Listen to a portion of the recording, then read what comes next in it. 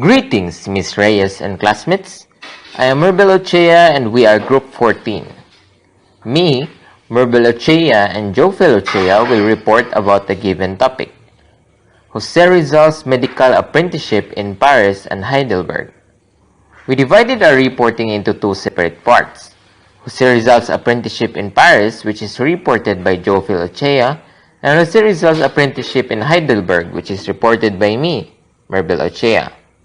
Without further ado, here is my co-reporter, Jofel Ochea, covering Jose Rizal's apprenticeship in Paris. So first, in Paris, Jose Rizal made a promise to himself to aid his country when he chose to complete his medical education in Spain. Jose Rizal continued his travels and observations in Europe life, practices, laws, and government after completing his schooling at Madrid's Central University. Jose Rizal traveled to Paris and Berlin particularly to practice and specialize in ophthalmology. When Rizal landed in Paris, he was 24 years old. He spent 4 months in this charming city. He worked as an apprentice in Dr. Louis D.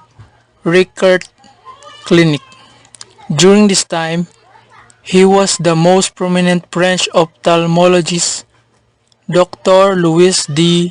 Rickert,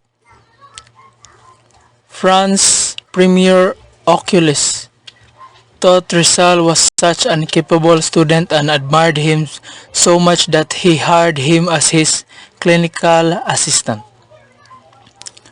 Rizal was getting the best training in Europe to remove the cataracts from his mother's eyes, and this was precisely what he wanted.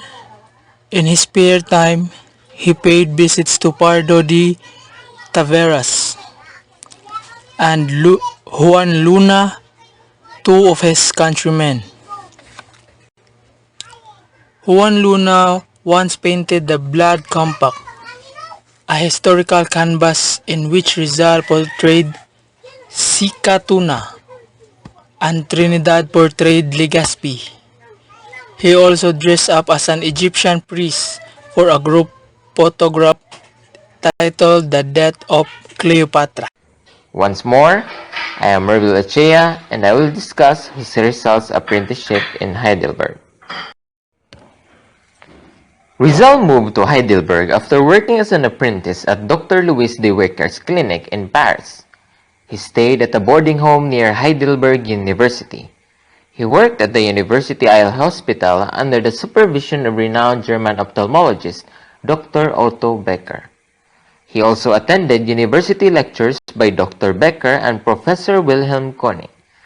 Heidelberg is a city in the German state of Baden-Württemberg.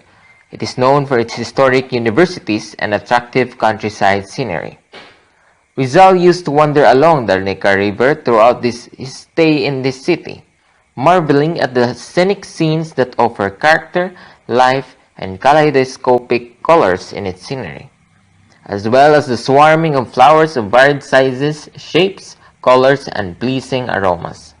His interest with the blooming flowers near the Neckar rivers called riverbanks, his favorite flower, the bright blue forget-me-not, was among them. This bloom reminded him of his garden in Calamba, triggering Jose's homesickness and prompting him to pen the poem A las Flores de Heidelberg, to the flowers of Heidelberg. Because the University of Heidelberg was celebrating its 5th century, Jose Rizal was privileged to have his apprenticeship at the University Eye Hospital. But he was also unhappy because he was about to leave the city he had grown to love. He spent 3 months in the house of Dr. Karl Ulmer in the mountainous village of Heidelberg after finishing his poem To the Flowers of Heidelberg.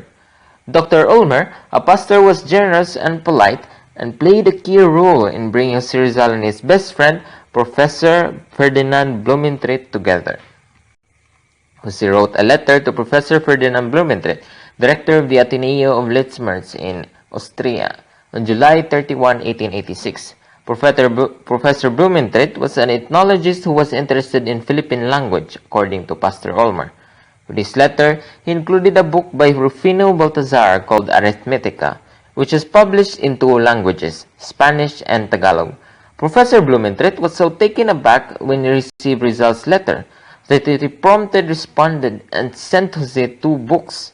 Since then, the two have been close friends for the rest of their lives.